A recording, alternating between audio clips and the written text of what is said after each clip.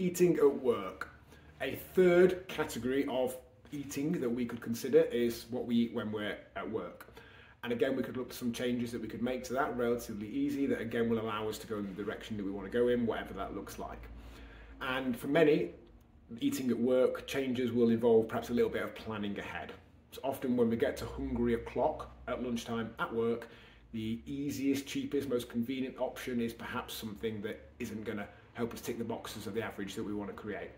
By putting a little bit of thought in ahead of time, we can actually save time and effort and potentially money and make it so the easiest option when it comes to hungry o'clock is a better one from that respect.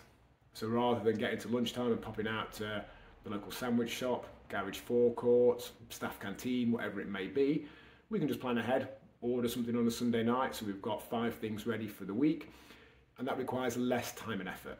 Rather than spending 10 minutes sourcing, prepping, getting a bit of food 5 times a week, we can spend 10 minutes on the Sunday evening to have that stuff in place for a total net gain of 40 minutes.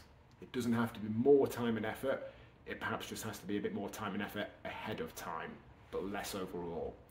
But whatever the case, look at your category of eating at work, look at some changes you can make to that, look, as I mentioned, at home, perhaps at not having things out as readily available. Maybe we ask the people at work who we find flabbertagers not to do that, because often when they've done it in the past, we've just got a bit annoyed at them, said no 5 times, but yes on the 6th time, therefore teaching them to ask 6 times.